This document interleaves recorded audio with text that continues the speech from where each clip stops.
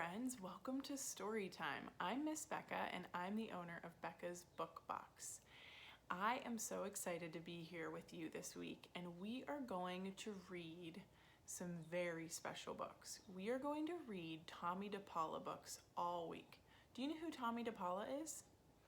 Well, he has written over 200 children's picture books. Isn't that amazing? And what else is amazing is he has illustrated them as well. So he writes the stories and he draws the pictures, which I think is so cool. So we are going to read Strega Nona. And what we're going to do today is we are also going to focus on character traits. Do you know what character traits are? Character traits are ways of describing a character. But often when I ask kids what a character trait is, they might say, Strega Nona is happy. Well, Strega Nona is happy in the moment, but other moments she's sad. So character traits are traits that are true about the person all the time. It's describing their personality or who they are. So we're going to read Strega Nona, and then at the end, we're going to think of 3 character traits that describe Strega Nona. And then I bet if you go on and read more of the Strega Nona books, because there's lots of different stories about Strega Nona, I bet those 3 character traits will be true in all the books, no matter what's happening, because those are ways of describing her as a person. Not just a feeling or how she is on a one day. It's how she is as a person. So let's read Strega Nona, an old tale retold and illustrated by Tommy DePaula. This is one of my favorite books and I love her Christmas story as well. In a town in Calabria, which is in Italy, a long time ago, there lived an old lady everyone called Strega Nona, which meant Grandma Witch. Although all the people in the town talked about her in whispers, they all went to see her if they had troubles. Even the priest and the sisters of the convent went because Strega Nona did have a magic touch. She could cure a headache with oil and water and a hairpin. She made special potions for girls who wanted husbands. And she was very good at getting rid of warts. But Strega Nona was getting old and she needed someone to help her little house and garden. So she put up a sign in the town square. And if you ever get to go to Italy or you know somebody that's gone to Italy, in Italy, they have these big open squares, and that's where everybody in the town kind of gathers. So if she's putting a sign up there, everyone in the town will see it. And Big Anthony, who didn't pay attention, went to see her. Anthony, said Strega Nona, you must sweep the house and wash the dishes. You must weed the garden and pick the vegetables. You must feed the goat and milk her. And you must fetch the water. For this, I will give you 3 coins and a place to sleep and food to eat. Oh, grazie, said Big Anthony. Thank you. The one thing you must never do, said Strega Nona, is touch the pasta pot. It is very valuable and I don't let anyone touch it. Oh, see, yes, said Big Anthony. And so the days went by. Big Anthony did his work and Strega Nona met with the people who came to see her for headaches and husbands and warts. Big Anthony had a nice bed to sleep in next to the goat shed and he had food to eat. One evening when Big Anthony was milking the goat, he heard Strega Nona singing. Peeking in the window, he saw Strega Nona standing over the pasta pot. I'm thinking that because Strega Nona said, don't touch my pasta pot, that made Big Anthony extra curious about the pasta pot. She sang, bubble, bubble, pasta pot, boil me some pasta nice and hot. I'm hungry and it's time to sup. boil enough pasta to fill me up. And the pasta pot bubbled and boiled and suddenly filled with steaming hot pasta. Then Stregonona sang, enough, enough, pasta pot, I have my pasta nice and hot. So simmer down my pot of clay until I'm hungry another day. How wonderful, said Big Anthony. That's a magic pot for sure. And Stregonona called Big Anthony in for supper. But too bad for Big Anthony because he didn't see Stregonona blow 3 kisses to the magic pasta pot. So I'm thinking that that's an important clue to something that's going to happen later. So let's pay attention and listen for 3 kisses. And this is what happened. The next day, when Big Anthony went to the town square to fetch the water, he told everyone about the pasta pot. And naturally, everyone laughed at him because it sounded so silly, a pot that cooked all by itself. You'd better go and confess to the priest, Big Anthony. That is such a lie. And Big Anthony was angry, and that wasn't a very good thing to be. I'll show them, he said to himself. Someday I will get the pasta pot and make it cook, and then they'll be sorry. Uh-oh. That day came sooner than even Big Anthony would have thought, because 2 days later, Stregonona said to Big Anthony, Anthony, I must go over the mountain to the next town to see my friend, Strega Amelia. Sweep the house and weed the garden, feed the goat and milk her, and for your lunch there are some bread and cheese in the cupboard. And remember, don't touch the pasta pot. Oh, yes, yes, Stregonona, said Big Anthony, but inside he was thinking, my chance has come. As soon as Stregonona was out of sight, Big Anthony went inside, pulled the pasta pot off the shelf, and put it on the floor. Now let's see if I can remember the words, said Big Anthony, and Big Anthony sang, bubble, bubble, pasta pot, boil me some pasta nice and hot. I'm hungry and it's time to sup.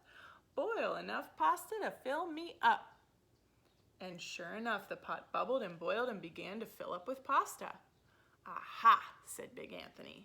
And he ran to the town square, jumped on the fountain and shouted, everyone get forks and plates and platters and bowls, pasta for all of Stregonona's house. Big Anthony has made the magic pasta pot work. Of course everyone laughed, but Ran hoped to get forks and plates and platters and bowls, and sure enough, when they got to Stregonona's, the pasta pot was so full it was beginning to overflow. What did Big Anthony forget? Do you remember? Big Anthony was a hero. He scooped out pasta and filled the plates and platters and bowls. There was more than enough for all the townspeople, including the priest and the sisters from the convent. And some people came back for 2 and 3 helpings, but the pot was never empty.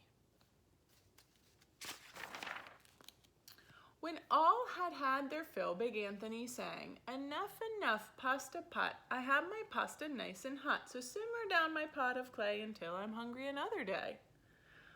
But alas, he did not. What didn't he do?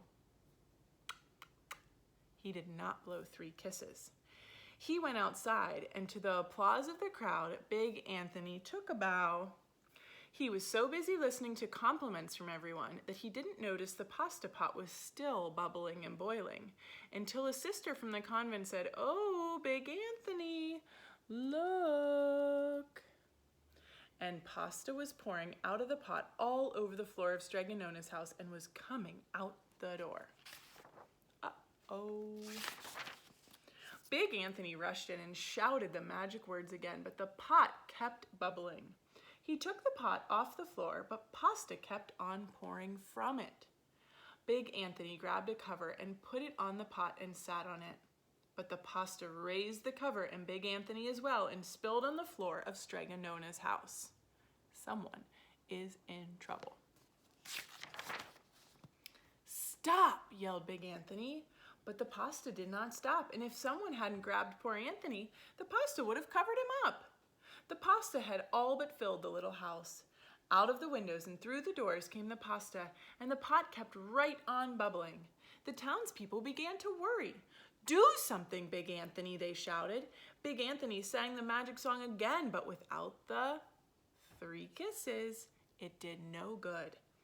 By this time, the pasta was on its way down the road, and all the people were running to keep ahead of it. Can you imagine?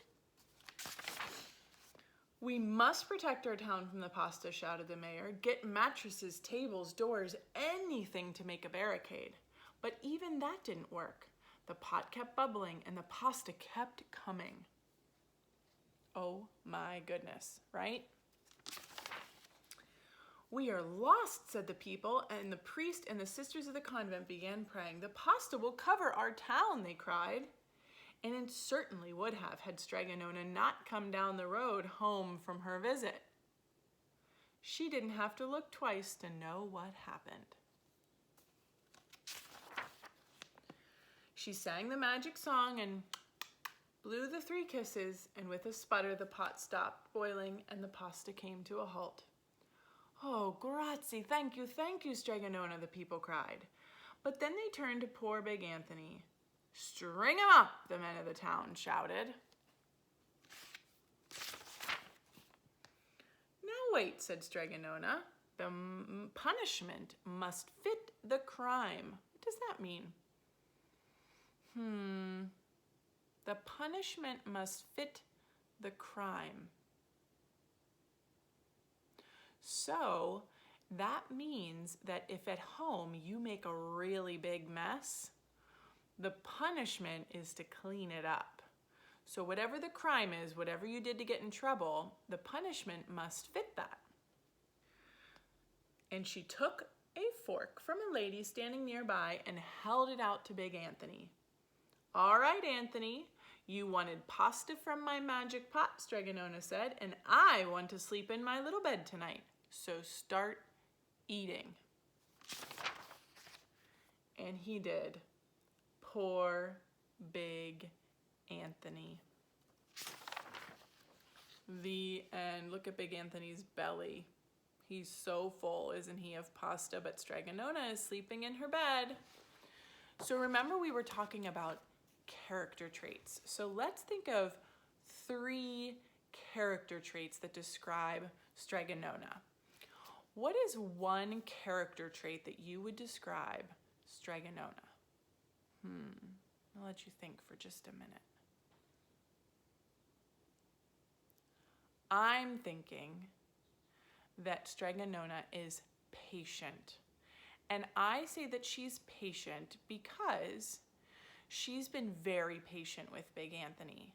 And when she was teaching him things and giving him directions, and even when Big Anthony was very mischievous and got in trouble, she was very patient with Big Anthony. Does that make sense? Okay, let's think of another one. I'm thinking that Stregonona is funny because she could have gotten really mad at Big Anthony, but what was her punishment? She handed him a fork and said, you have to eat all the pasta. And to me, that's kind of funny. She makes me laugh because she has, let's look back at her face. She has kind of a little smirk on her face. Do you see it as she's having him eat all that pasta? Let's think of one more character trait. I'm thinking that she's kind because, especially as you read more Stregonona books, and I hope you do, Stregonona is very kind to all the people in the town. She wants to help them, and she's kind to Big Anthony no matter what he does, right? So let's real quick think of 3 for Big Anthony because I'm thinking he might be fun to think about character traits too. So the first one I'm thinking for Big Anthony is Mischievious. He kind of gets in trouble, doesn't he? Right? So Mischievious. And another one I'm thinking of for Big Anthony is that he's not a good listener. Big Anthony isn't always listening very carefully to Stregonona's directions. So he's kind of funny that way. And let's think of one more.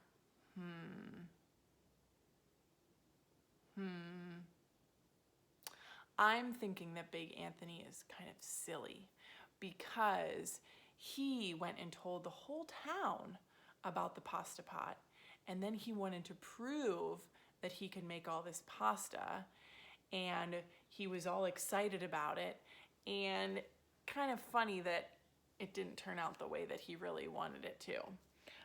He's just kind of silly in the things that he gets himself into.